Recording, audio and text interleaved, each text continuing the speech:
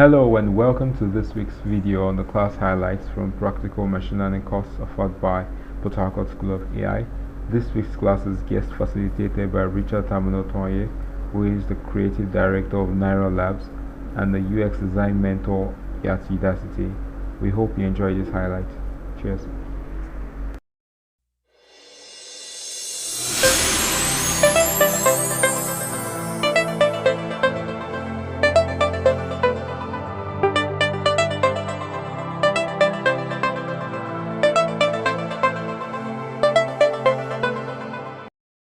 Steps along for solving that problem. Okay. So the impact now is that what we call like the 5 whys method. Okay. The 5 why method is I think we're using it in very simple practical. The 5 why tells you that any problem you are having, by the time you ask, if you are having any issue, by the time you ask why 5 times, you are very close to the root cause of that problem. For example, you don't have lights in your house. It's something that you can even apply in any real life challenge. For example, electricity in River State. There's no light. You ask your first why. The PAU, why are we not having lights? They tell you you can't supply everybody at the same time. Why?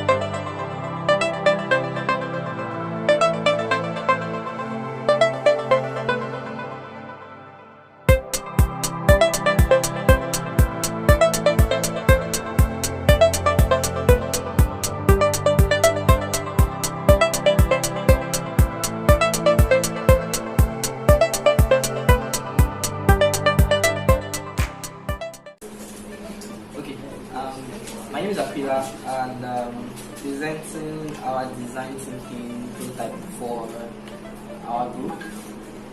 So we started off with the problem, and the problem we were trying to solve was the lack of interaction with the emails and the resource materials that were being sent out. And when we asked, the questions we asked were why. First of all, did you read the email or not? And when you read the emails, did you interact? Did you go through the materials? Then did you send a response? So those were 3 key questions, and from there we got some people read the emails and some didn't. So we went further to ask, why didn't you read the email at all, or why didn't you respond? So we got the answers that time was a major factor. One. The second factor was procrastination, but that was a personal thing. The third factor was that some of the emails did not go straight to the point. The fourth answer was that some of the emails were being seen late because they were coming out, they weren't dropping on the inbox. For example, me in particular, my emails, they were dropping in updates. So I didn't realize that I was getting the emails until I had to go to the updates to find out. So we came up with other solutions. The first solution we thought about was, for us to actually get more interactive, we needed a more interactive platform, and that would either be Slack or WhatsApp. That would actually help everybody be up to date at the same time, not waiting for who has read their emails or not. Because we also found out that not everybody is an email person. The way everybody goes to their WhatsApp, not everybody goes to their email. Some people go days without checking their emails. The next solution we came up with is that since the emails are going straight to the point, the structure of the email should be changed, and then we should add more animation links to more animation content rather than more textual or regular video content, because the animation content is more explanatory and easy to understand. We also decided that it would be nice if we got a weekly summary of what was going to happen throughout the week before we get the daily emails, because that way people could block out large parts of time for themselves and take time to go through everything for the week, because not everybody's activity is structured in such a way that they can actually interact with these things every single day. We also came up with one last thing, that we could have like PDFs of the content, and that would help in that you don't have to go to your email. If you have a file in your phone, it's easy to go back to that file anytime to check what the content is, maybe summaries and all those other things. It's actually just easier. So basically our prototype is get a WhatsApp group, have weekly summary emails to complement the daily ones with PDFs, and use more animation content so people can understand them. We're lucky enough to have a diverse group. We had about 25% of students had more than 50% of people who have secular career. So after having discussions with ourselves, we came up with about 6 challenges, which is summed up into 4. Which one of them has to do with timing of the emails. The second has to do with motivation and reminders. The third one is on a backup platform. And the last had to do with network challenges. So after looking at all these problems, we came up with an idea that why don't we group these things and see how much we can bring them together. And what we did was, for the motivation and reminders aspect, we found out that these 2 things can actually be done with the use of a platform. And the best platform that everybody was able to look at as the best was WhatsApp. And then we also looked at the timing. So mails are still a very important factor, because a few of our audience also made use of those mails. So instead of scrapping it out, we looked at the timing of the mails to be quite early, precisely 6 a.m. And then looking at the fact of how big the network challenge is and how we cannot solve it for each particular person, we decided to leave that out of the entire equation. So after looking at these 3 challenges, we came up with a simple prototype, which I don't know if everybody can see, but we drew a sketch. And the first thing here is the mails coming in by 6 a.m. And then after that is a WhatsApp group, which will serve as both a motivation and reminder for each person, which that same mail that is sent should be posted on the WhatsApp group with admin access only. So no other person can post anything on that group apart from the admin. Once the time is 4 p.m., So it's going to serve as a reminder, and also it means for everybody to also get themselves aware that this mail came in. And then finally, we have the feedback. So that feedback is more like a motivation. So by the time each person sees other people going through the mail and bringing back what they got from the mail, then automatically they have to go and check the mail themselves as well. So in that way, we were able to tackle those things. Thank you.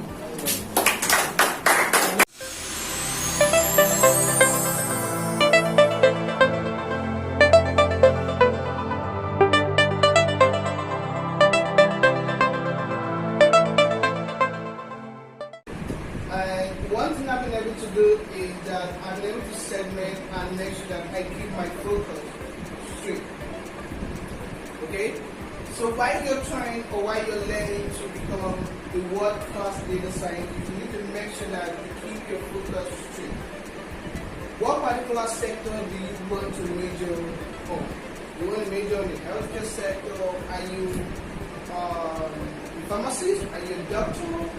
Are you a science lab? Or are you a chemist? Exactly. So you want to make sure that you keep your focus straight. So I'm just going to talk about 4 kind of job, pretty much that, as a data scientist. So a lot of people actually believe that, okay, when you get a job, you're writing the same code you're actually learning there in the company. But different company employ you on different roles. So as a data scientist, you are going to be working depending on what the company assign you or your responsibility in the company.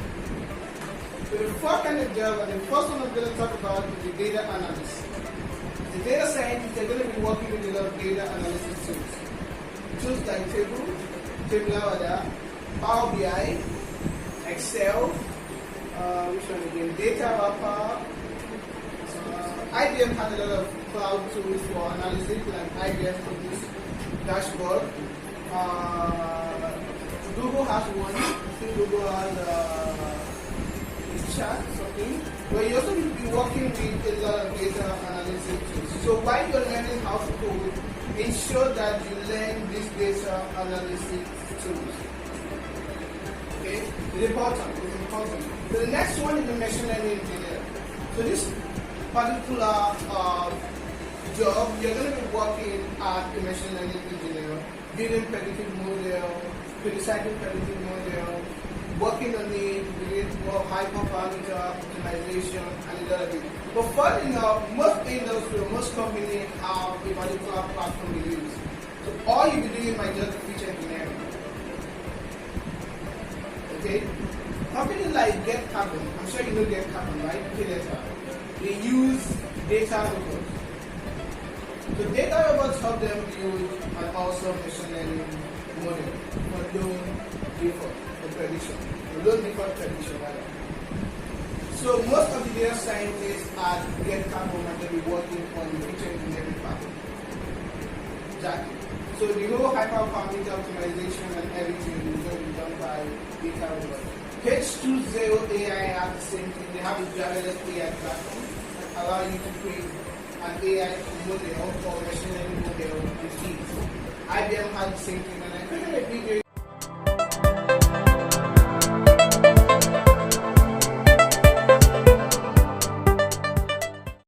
Happy birthday to you. How old are you now? How old are you now? How old are you now? How old are you now?